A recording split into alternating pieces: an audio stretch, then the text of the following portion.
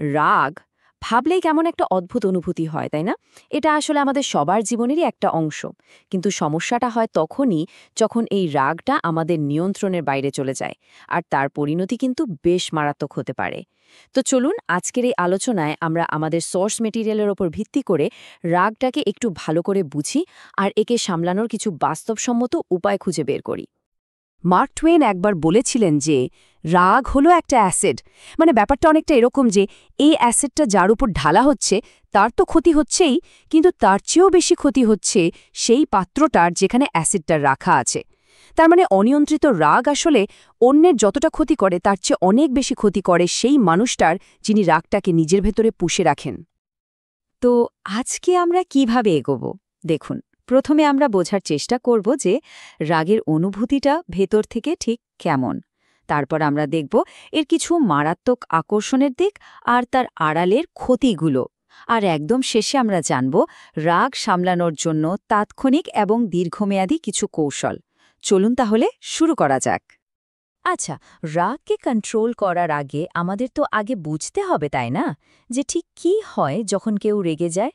Source মেটেরিয়ালে একে বলা হচ্ছে এক ধরনের ঘোর বা ট্রান্স। এই যে রাগের ঘোর বা অ্যাঙ্গার ট্রান্সের কথা বলছি, ব্যাপারটা ঠিক কি?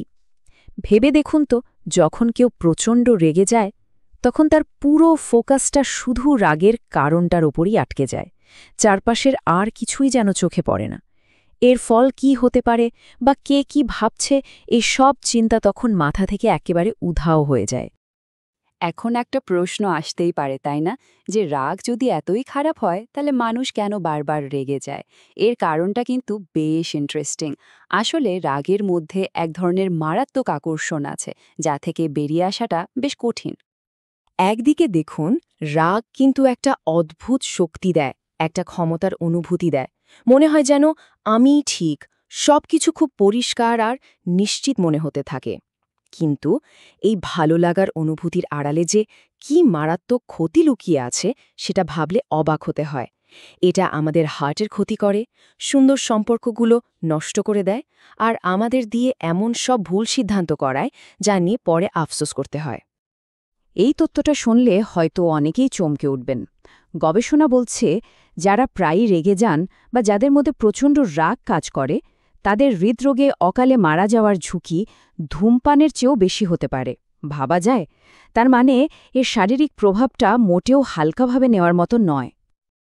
কিন্তু কেন কেন রাগের মাথায় নিজেকে কন্ট্রোল করাটা এত কঠিন? এর উত্তরটা কিন্তু আমাদের ব্রেনের মধ্যেই লুকিয়ে আছে। চলুন দেখি আমাদের মস্তিষ্ক আসলে কিভাবে কাজ করে। সোর্স মেটেরিয়ালে একে বলা হচ্ছে ইমোশনাল হাইজ্যাকিং। মানে আক্ষরিক অর্থেই আমাদের আবেগগুলো আমাদের যুক্তিবাদী মস্তিষ্ককে হাইজ্যাক করে ফেলে। রাগ বা এই ধরনের তীব্র আবেগগুলো আমাদের চিন্তার চেয়েও অনেক দ্রুত কাজ করে। ফলে আমরা কিছু একটা ভেবে ওঠার আগেই রিয়্যাক্ট করে ফেলি। ওকে, তো সমস্যাটা তো বোঝা গেল, কিন্তু সমাধান কি? মানে ঠিক যে মুহূর্তে রাগটা উঠতে শুরু করেছে তখন কি করা যেতে পারে? চলুন কিছু ফার্স্ট এইডের কথা জেনে নিই। এর মধ্যে একটা দারুণ টেকনিক হলো 7-11 ব্রিদিং। খুব সহজ। যা করছেন সেটা থামিয়ে দিন। এবার নাক দিয়ে 7 সেকেন্ড ধরে শ্বাস নিন, আর মুখ দিয়ে ধীরে ধীরে 11 সেকেন্ড ধরে শ্বাস ছাড়ুন। এখানে আসল কৌশলটা হলো শ্বাস ছাড়ার সময়টা লম্বা রাখা। এটা আমাদের শরীরের রিল্যাক্সেশন সুইচ অন করে দেয়। মাত্র 1 মিনিট করলেই দেখবেন শরীরটা অনেকটাই শান্ত হয়ে আসছে। শুধু নিঃশ্বাসের ব্যায়ামই নয়, আরও কিছু সহজ উপায় আছে। যেমন ধরুন, যেই পরিস্থিতিতে রাগ হচ্ছে সেখান থেকে কিছুক্ষণের জন্য একটা ব্রেক বা টাইম আউট নেওয়া, একটু হেঁটে আসা বা 1 থেকে 10 পর্যন্ত গোনা, কিংবা শান্ত কোনো গান শোনা। মূল উদ্দেশ্যটা হলো রাগের কারণ আর রিয়াকশনের মধ্যে একটুখানি জায়গা তৈরি করা। এগুলো তো গেল তাৎক্ষণিক সমাধান, কিন্তু যদি আমরা দীর্ঘমেয়াদী সমাধান চাই তাহলে কিন্তু আমাদের একেবারে গোড়ায় হাত দিতে হবে, মানে আমাদের চিন্তার ধরনে। আর এখানেই চলে আসে সিবিটি বা কগনিটিভ বিহেভিয়ারাল থেরাপির কথা। সিবিটির মূল আইডিয়াটা কিন্তু খুব সহজ। আমাদের চিন্তা, আমাদের অনুভূতি আর আমাদের কাজ, এই 3টা জিনিস একে অপরের সাথে জুড়ে আছে। তার মানে যদি আমরা আমাদের নেগেটিভ চিন্তাগুলোকে চিনতে পারি আর সেগুলোকে বদলাতে পারি, তাহলে আমাদের অনুভূতি আর ব্যবহারও নিজে থেকেই বদলে যাবে।